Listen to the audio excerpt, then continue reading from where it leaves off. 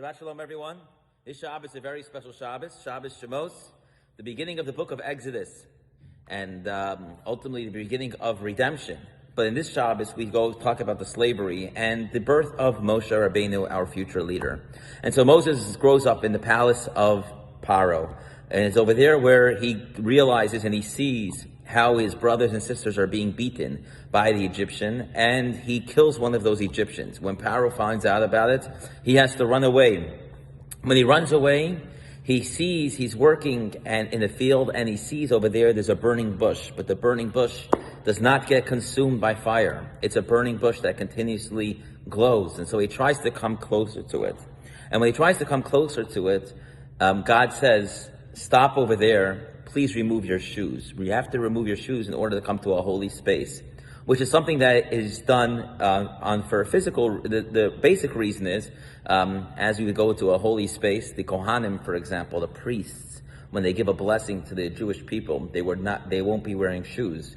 Even in synagogue, in shul, when the priests bless the Jewish people 3 times a year or 4 times a year during the holidays, they remove their shoes in order to bless the Jewish people.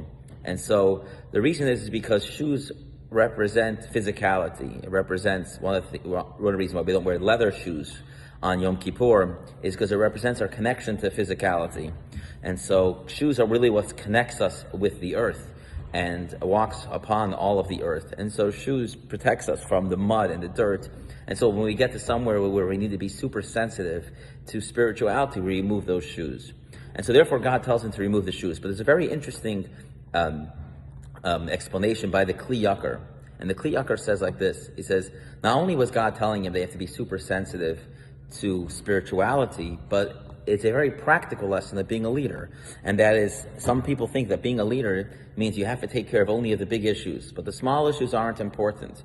And the reality is that God tells Moshe Rabbeinu to remove his shoes. Because when you remove your shoes, when you walk barefoot, you feel every small pebble. When you're wearing shoes, you don't feel anything. You can walk over, as long as you're not walking over a massive rock, you can step over pebbles, sand, it doesn't bother you. But when you're barefoot, every little piece of earth, every little piece of sand, every little rock, it affects you. You feel it. And so God wanted to teach Moshe a very powerful lesson. And that is to be a leader, to be a true leader of the Jewish people, you have to remove your shoes. You have to be sensitive to every small issue, every small rock, every small piece of dirt, every small thing that might happen in someone's life. And in order to be a true leader, you're going to have to be sensitive to every small detail. And it's a very important lesson for us as we go into this Shabbos, the special Shabbos of Exodus, of Geula, of redemption, of the beginning of the book of Shemot.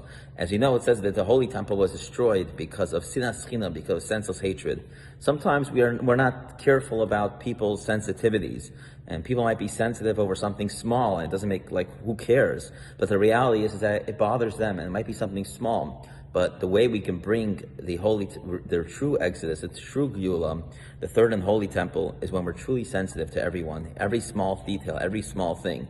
We should feel like being barefoot. And if we do that, then God will give us the blessings that we will have the ultimate Exodus very soon to the holy redemption, with the coming of Mashiach, a time of no more illness, a time of no more difficulty, a time of no more plagues, a time of no more COVID, time which will be able to enter into the land of Israel. May it be very soon in our days. Amen. Shabbat Shalom, everyone. See everyone tonight at 6 o'clock and tomorrow at 10:15. There's a lot of COVID going around right now, and so if you do not feel well, please do not come to Shul this Shabbos. Have a great day.